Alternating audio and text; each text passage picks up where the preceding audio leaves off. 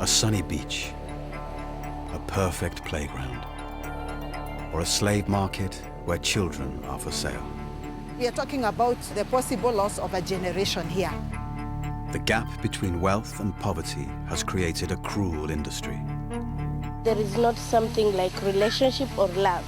You call it a business. It is my body and it is your money. Where the child is the commodity.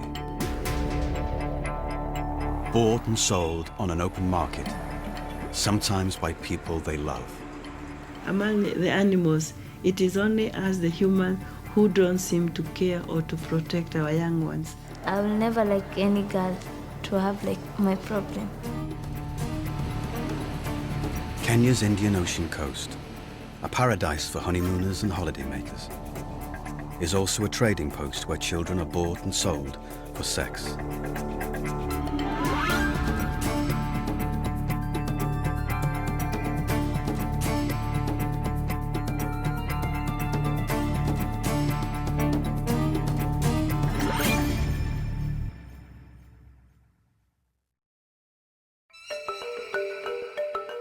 Some of the 1 million tourists who visit Kenya every year don't come to appreciate the game parks or to enjoy the beach and the ocean, but to have sex with children.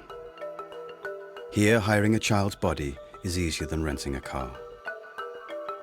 Child sex tourism is rampant and has been for a number of years. But it has grown over the years because tourism is also growing. Studies show figures between 30 and 50,000 children involved in child sex tourism, aged between 10 and 17. In resorts like Mombasa and Malindi, the trade in children is so rife that some hotels now warn their guests about the problem. It's a time bomb. It's getting worse and worse. Children are getting involved in the trade. And they're not only coming from Mombasa, some of them come even from the neighboring country. We have Uganda, Tanzania, and even Rwanda. The prospect of tourist cash lures thousands of children, some orphaned by HIV/AIDS, to Kenya's coastal resorts, where they end up destitute and vulnerable. There are children who travel all the way to Mombasa and Malindi. Some of them have been lured about better opportunities and they end up being sexually exploited. Then there are those children who've gone there by themselves. There are also children who come from within the coastal region and their parents seem to tolerate this kind of practice. Joyce is an orphan who was brought to Mombasa by a relative who promised her a job. She was 12 when she went to work as a prostitute. She's 14 now, HIV positive, and still working. My auntie organized a client for me, and because she already took the money, so I had to go. So it was very nasty, but I had to do it because I was sent inside there, the room. So it was painful, I was crying, but I had to do it. I normally start by at 5 p.m. I start by taking shower, then dress up, find something to eat. Then by 7, I'm already out. So sometimes you can spend the rest of the night out, but you don't get even a single coin.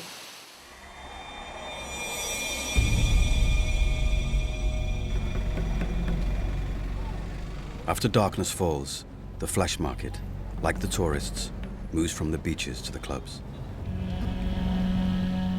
This is the part that travel brochures don't show you. Child brothels are common all along this coast, and they're tolerated by the authorities. They're often run by women called aunties. Agnes is one of them. Ankuja kama mteja kutaka msichana. Pata wasichana, na atapata msichana, atasema ni pesa ngapi anazo, na ataenda utamalizana mlipe. Wengine wanaweza kubangaiza kiona 12 years, 13, 14. Katika 5,000 naweza chukua kama 1,000. Agnes says she's doing them a favor. Wakija kwangu, siwezi wafukuza, na wachukua na kaa nao. Kisha natoka nao nje, na tuenda beach, outing, kutafuta wazungu, kwa sababu wazazi wao walishindwa kuwatekea, walishindwa kuangalia mpaka wakakimbia long distance kuja kwangu kwa sababu ya shida. Ingekuwa kwa wanaangalia vizuri hawangitoka kule wakaja kwangu.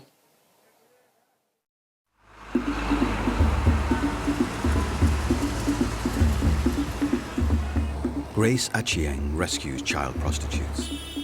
She was a sex worker herself until 2005. Now she persuades around 20 children a year to leave the sex trade. Lakini ukipata kama hivi akikubali yule kukupatia pesa, si unaweza kufanya kitu. I asked her what else she can do. She said she came to Malindi 2 years ago. She has not saved. Even if she would like to do something like business, she don't have money. Some of them are trafficked. We have those children of sex workers who stay with their mothers and they are trained by their parents. And then we have children who get into sex work due to poverty. Mary works the local tourist beaches, even though she is 5 months pregnant. Mamangu ana uwezo wa kuleta. Mimi mwenyewe labda nataka kama kununua nguo, nataka pesa za mahitaji kununua sabuni. Sina, ndio maana kanifanya nianze. Rose works the same beach. Her mother has been selling her to clients for between $7 and $14 for the past 5 years. Ani namsaidia mamangu kuuza mnazi. Wale wateja wa mamangu, wale wateja wa mamangu ambao wanakuja kununua mnazi pale, ndio wananipatia. Mamangu ndio anifanya deal kwa wao, ananipatia pesa.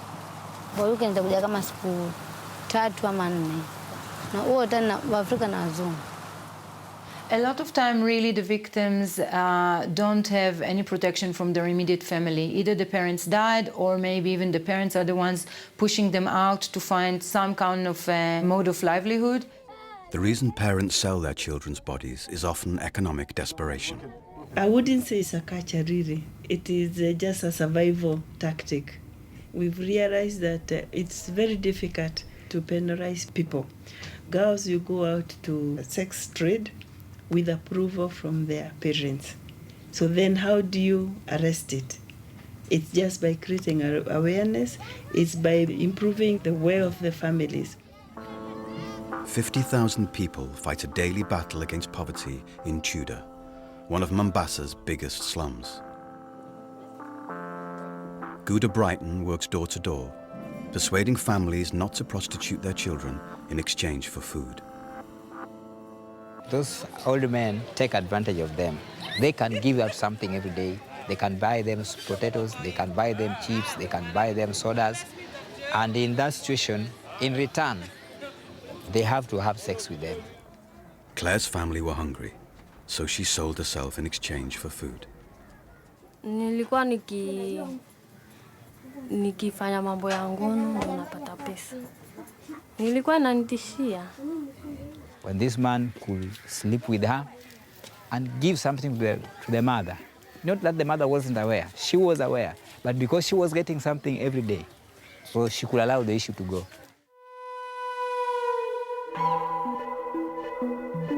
Poverty is pushing millions of people across Africa's borders in search of work.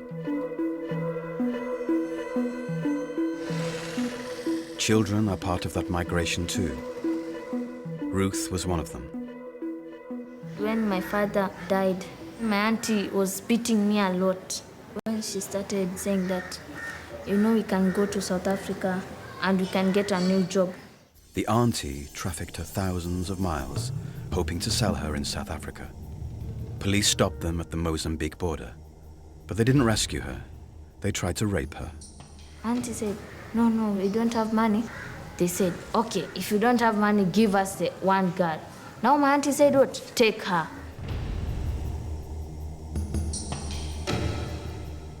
I thought I was so scared.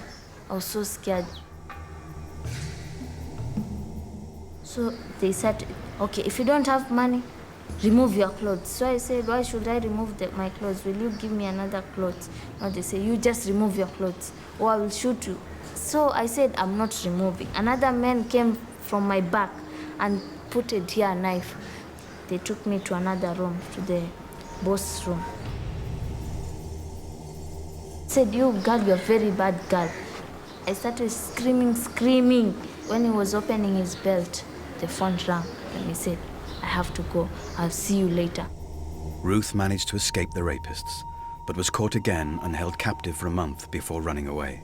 I was so scared when I was told I'm going back to Kenya, because I thought maybe my auntie can come again and maybe she'll find me.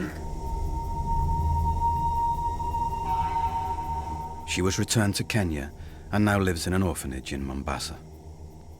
They were so nice to me, yeah. They just talked to me very kindly, and then I got used to them.